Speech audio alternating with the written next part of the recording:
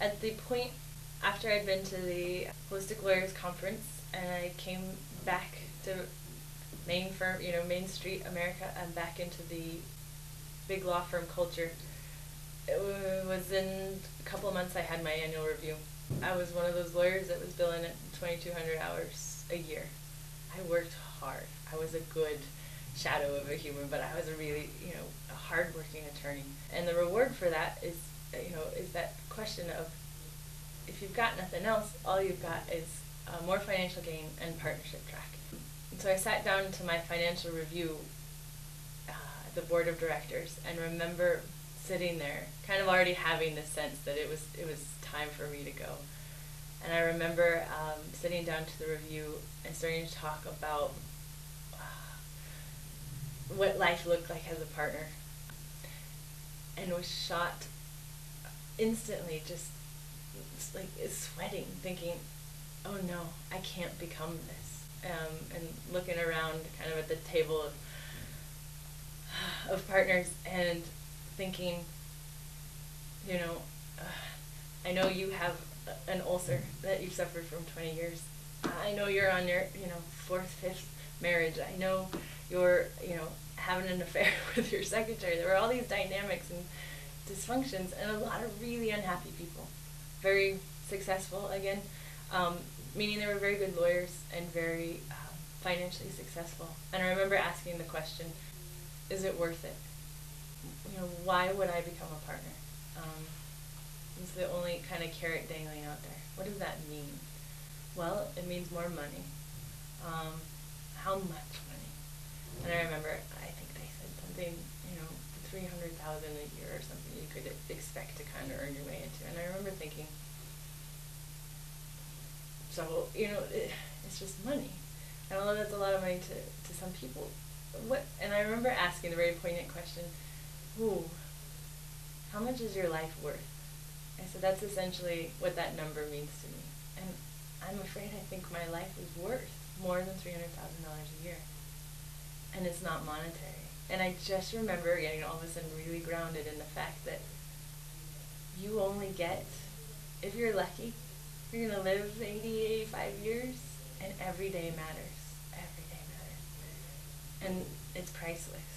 And that paycheck and that title of partner comes with a desk and an office that you're literally tied to for days. It's too many days. There's not enough freedom. There's not enough else. It's just law, right? And that's back to that philosophy of there's more. Not only in conflict is there, more than just law, but in life there's more than just law. And in order to kind of keep practicing law that way, your career starts to take on that same effect. It's just law. Ugh, no thanks. I asked, I think, a few more poignant questions about, the management of the law firm. Another secret is, I think, big law firm America is like similar to a bumblebee. It's against the laws of physics. Somehow it flies, but it shouldn't. Somehow it's financially successful, but no one really knows how or why. And with the billable clock, there's not a lot of room for collaboration.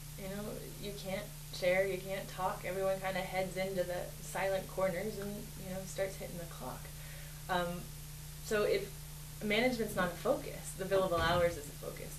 So retaining people, growing your people, making sure you've got healthy lawyers, that's not a focus. The 6-minute clock and how you're filling that 6 minutes, it becomes the emphasis. So I remember also in this review, one of the partners in his office had the book Good to Great. And I remember referencing the book, and he kind of pulled it out, plopped it on the desk in front of me and said, well, it sounds like you believe in this book and what it stands for. And I said, well, absolutely. This is one of the top management books out there that everyone's reading and referencing and growing around. And he said, oh, I didn't make it past the first chapter. And I just kind of course, that's not the focus.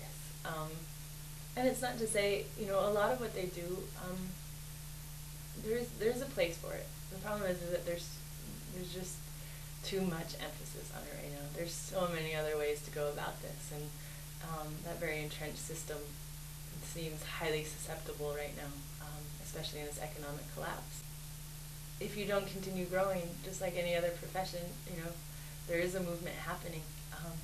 You're either in front of it or behind it, or the tsunami is going to just pass you by. So it'll be interesting to see, the progression of this. I think there will always probably be kind of the big law firm, and there is a place. I mean, there's brilliant legal minds in there, and I think there still are a lot of good people in those structures, and hopefully with enough support and, again, community dialogue, things start to shift, and no longer do they become such, or feel like such toxic places to work in. Because it is. In law firms, your assets are your people, and it's just amazing to me how badly they're treated. Financially they're treated very well, but that's not enough. It's not enough to make healthy, happy lawyers. Money's just a portion of it. It's backwards. If you breed happy, healthy lawyers in an environment where there's creativity and community, you're going to get a lot less dysfunction. But right now, they're pretty toxic places. And even in that, in my annual review, I remember asking, why would I stay? More, not just money, but why would I stay? And one of the partners said, I'm not gonna lie, law firms are awful, brutal, cutthroat places. And he goes, come to think of it, he goes, I've been here since the day I graduated from law school. And he's like, if I would have had other opportunities, I don't know if I would have taken this, or would have still been here. And I remember kind of thinking, that's my answer. And we always have other opportunities. And I remember kind of leaving that review a little bit stunned. They were pretty honest, but making that choice. I call them the golden handcuffs. At some point, everyone has to stare down the direction of their life, and we get to steer. But so many of us forget to steer and have the guts.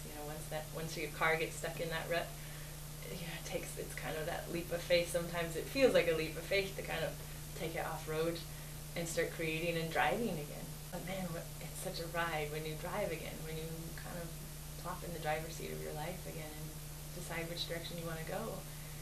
And all of a sudden, obstacles and conflict don't seem so scary, because you are steering. Everything's movable. It's not absolute, and that's the fun of it. And I think lawyers forget that. It's all pliable, and you get to steer. The past couple of years, I've really learned how much creativity there is in being a lawyer, and how far you can really stretch that. If you take it outside of that kind of scarcity, fear-based system, there's a lot of good you can do with it. And I think that's why most of us actually walk into law school.